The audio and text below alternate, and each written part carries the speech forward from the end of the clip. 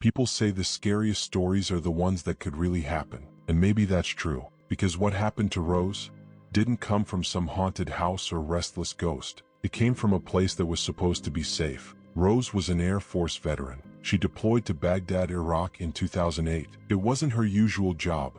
She'd been assigned as an augmentee in force protection, a fill-in role. Her job was to oversee third country nationals, the local workers who cleaned, hauled trash, and performed maintenance around the base. On paper, it sounded simple. Say, the kind of work where danger stayed outside the wire, somewhere out there in the desert. But if you've ever been in a war zone, you know, safety doesn't really exist. It's an illusion. You start noticing everything. The twitch of a hand, the way someone walks, the silence before something bad happens. You think the threat is always out there, somewhere in the distance. But it's not. Sometimes danger wears the same uniform as you. That night, Rose had a rare day off. The sun had set, leaving behind that heavy stillness that always came after the heat had faded. The air smelled like dust and diesel fuel. She remembered the low hum of her air conditioner, the faint vibration of helicopters somewhere beyond the walls, and a movie playing softly on her laptop. For once she felt almost normal. Then came the knock. It wasn't loud, just a soft, slow tap against the metal door of her quarters. 3 knocks. She paused the movie, listened. Maybe someone had the wrong room. When she opened the door, the hallway was empty. The fluorescent lights buzzed overhead, flickering slightly. Long shadows stretched across the concrete floor. No one was there. She told herself it was nothing, just her nerves. She shut the door and went back to her movie. But later, the knock came again, louder this time. 3 slow, heavy knocks. She froze. And that's when her world split in two. Rose never shared the full details of what happened after that. Only that when it was over, the air felt colder. The hum of the air conditioner sounded sharper, like static. And when she looked at herself in the mirror, her reflection didn't feel like hers anymore. She said it was like looking at a stranger, someone wearing her face. She didn't scream, didn't call for help. She just got up, put on her uniform, and went through the rest of her night pretending nothing had happened. She nodded at people, laughed at a joke someone told, and ate dinner as if it were any other day. Everything on the outside worked fine, but inside, she said it felt like her soul had gone quiet. Later that night, she picked up the phone and dialed the number for the sexual assault hotline. It rang once, twice, and she hung up.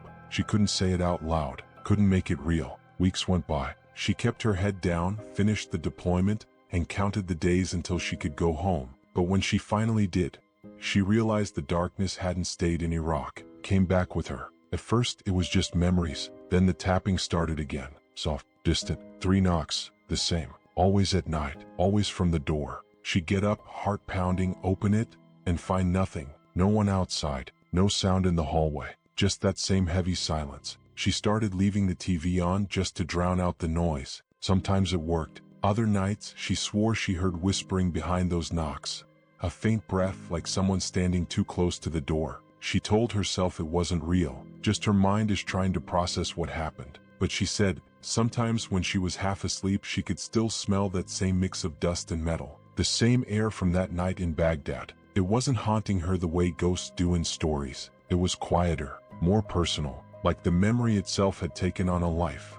One that didn't want to let go. People like to say trauma makes you stronger. Rose disagreed. She said it makes you quieter. It teaches you to blend in seamlessly, to smile, to say, I'm fine, even when you're not. Years went by before she ever told anyone what really happened. Not a superior officer, not a hotline, just someone who listened, really listened. And when she finally said those words out loud, something shifted. Not everything, but enough. Enough for her to start breathing again. Still, even after all that time, there were nights when the air around her would change. The temperature would drop, and she'd hear it again, those same 3 knocks. Soft, slow, patient. She said it no longer scared her, because now she knew it wasn't a ghost. It wasn't the desert. It wasn't Iraq. It was a memory. It was the moment her life split, replaying itself again and again. A reminder that the absolute horror doesn't always come from things we can't explain. Sometimes it comes from people, from places that were supposed to be safe. And the worst part? It doesn't go away when the war ends. It follows you home. It waits in silence. And just when everything feels calm again, when you start to believe you've finally moved on, you hear it. 3 slow knocks. But this time, Rose doesn't open the door. She just sits quietly, and listens, because now she knows exactly what it is, and somehow that's enough.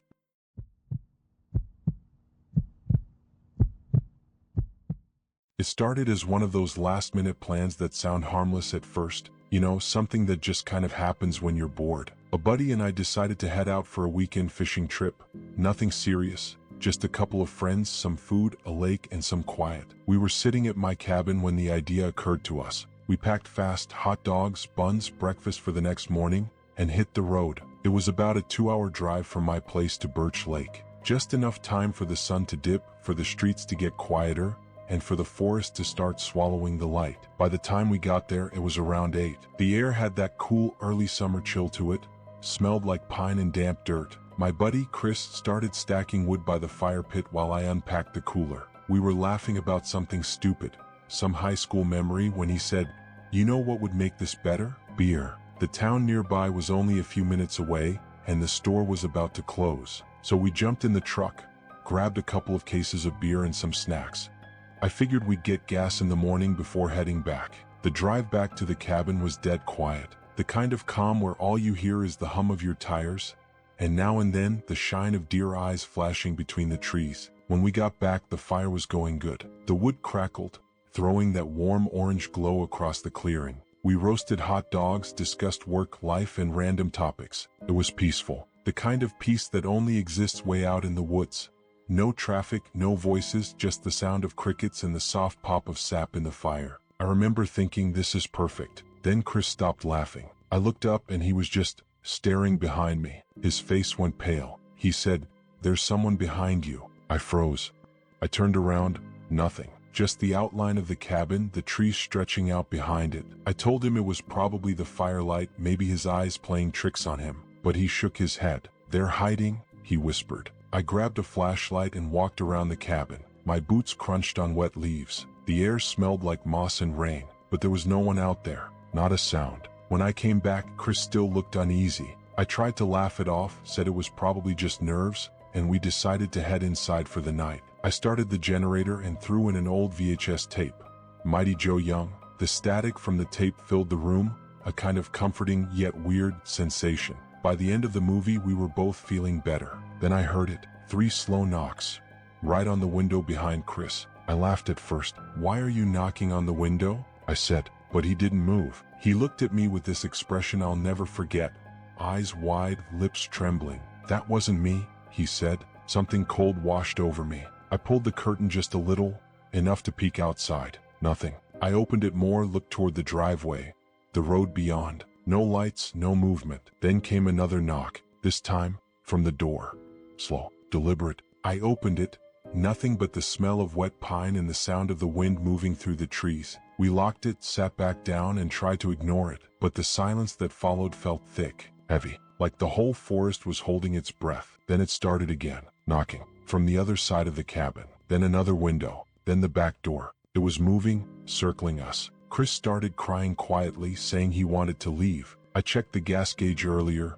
We only had a quarter tank, maybe enough to get halfway home. I told him we'd wait till morning. The knocking didn't stop, sometimes soft like fingertips tapping glass, other times hard enough to make the window shake. I'd had enough. I grabbed my axe, went outside, and yelled into the woods. "Enough. Whoever you are, stop it." My voice echoed, bouncing back from the trees. Nothing answered. I fired a couple of shots into the darkness just to make noise, hoping it would scare whoever was out there away. But the forest swallowed the sound like it never happened. The knocking kept coming off and on for hours. Chris didn't sleep. I must have passed out around 3, sitting in a chair by the window. When I woke up, the fire was cold and the sun was barely up. Chris was still awake, just staring out the window. He looked empty. We didn't say much. We packed up and got out of there. The cabin looked harmless in the daylight.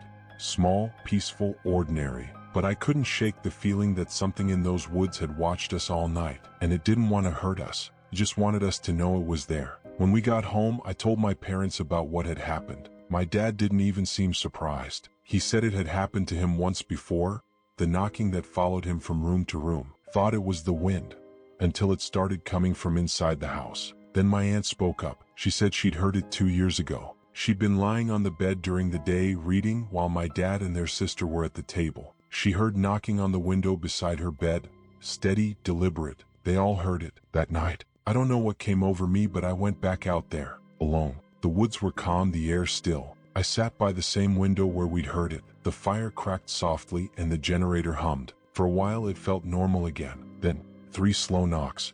I froze.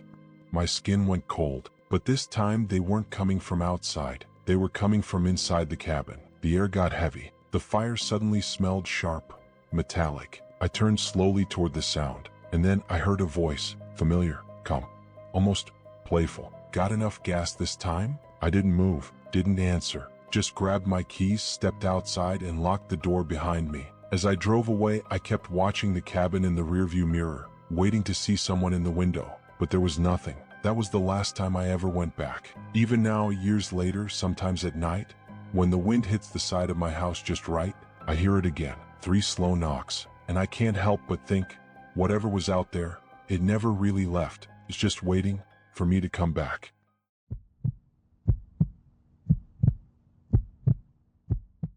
It was one of those nights when the city feels half asleep, quiet, but not peaceful. The kind of night where every sound feels too loud, and the silence between them feels alive. I was sitting at my desk, the only light in my apartment coming from this little yellow lamp beside me. Its glow spilled across a mess of notes and a half-finished cup of coffee. A true crime podcast played softly from my laptop, the host's voice low and steady, fading in and out like background noise.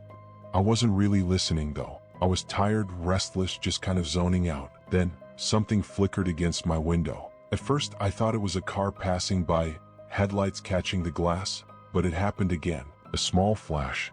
Steady, deliberate. I looked up. Across the narrow street, another apartment window was lit. It looked almost identical to mine. Same layout, same small balcony, same curtains that didn't quite close all the way. Behind those thin curtains, I saw 2 figures, a man and a woman. They looked like they were arguing. I couldn't hear anything, but I could feel it, the tension in their movements. The woman's hands moved quickly, making sharp gestures that cut through the light. The man just stood there, completely still, too still. It didn't look like a standard argument. It looked like something else. I leaned closer, squinting through the glass. For a split second, something in his hand caught the light, a faint metallic glint, and my stomach dropped. I told myself I was imagining it. It could be the light reflecting off something. But then, the woman flinched, like she'd been struck, or scared. That's when my pulse really started to pound. I reached for my phone, but my fingers were shaking so badly I could barely hold it. And then the light inside that apartment flickered once, and the woman's shadow collapsed. Just like that, I froze. I couldn't move, couldn't even breathe. For a few seconds, I just stared at that window, waiting for her to stand back up. She didn't. The man didn't move either. The curtains swayed once, like a slow breath, and then the room went dim. That's when I finally grabbed my phone and called 911. My voice was shaking as I tried to explain what I'd just seen. I remember saying something like, "There's been a fight across the street. Someone fell. Please just hurry." Within minutes, I heard sirens. Red and blue lights lit up the street below, reflecting across my walls. I just stood there watching, numb. Officers ran into the building opposite mine, flashlights moving from window to window. It felt like forever before someone knocked on my door. The officer looked calm but tired, like he'd done this 1,000 times. He asked me what I saw. I told him everything, the argument, the fall, the man. He listened quietly, then glanced at his partner before saying, "We found the apartment. The woman is deceased, but there was no one else inside. No one else inside." Those words stuck with me. They didn't make sense. I saw 2 people in that room. That night I barely slept. Every slight noise, the pipes, the fridge, the wind, sounded like footsteps. Every shadow outside my window looked like movement. Days turned into weeks. The story made the local news. Woman found dead in her apartment. Suspect still missing. I repeated my statement over and over, but each time it felt harder to recall the details. His face was blurry in my mind. Only his calmness remained clear. That impossible calm. Eventually, the police stopped calling. The city moved on, and I tried to, but I stopped looking out my windows at night. 3 years went by. I moved across town, to a brighter apartment, near a small park. New job, new neighbors. Life started to feel normal again, until that morning. It was early, barely sunrise. The air smelled like wet grass, and the sidewalks were still damp from rain. I was out for a walk, coffee in hand, earbuds in. That's when I saw them. A man and a woman are arguing near a food cart. At first, I didn't think much of it until I saw how still he was. How patient, too patient. His hands stayed tucked inside his jacket pockets. His head tilted slightly to one side. That same posture, that same unnatural calm. And suddenly the air around me felt heavy again. My chest tightened. The sounds of the city, traffic, voices, all seemed to fade away. I stopped walking. He turned. Our eyes met. He didn't look surprised. If anything, he looked like he knew me. Just a faint flicker of recognition, and then a small, polite smile, like we shared some secret no one else could understand. Then he turned back to the woman as if nothing had happened. I stood there, frozen, before forcing myself to keep walking. Fast. I didn't look back. When I got home, I locked my door and shut all the blinds, turned on all the lights, told myself it was a coincidence. Just my imagination. Hours passed. The day turned into night. I tried to distract myself. Music, TV, anything. But I couldn't shake that feeling. That quiet stillness sits somewhere just outside my window. And then, I saw it again. A flicker of light against the glass. Sure, deliberate. My heart stopped, because it was exactly how it started before. I didn't go to the window this time. I didn't need to. I just sat there in the glow of my lamp, staring at the floor, listening to the sound of my own heartbeat echoing through the silence. Because some things, you don't need to see twice to know they're real. And some things, no matter how far you move, they find you again.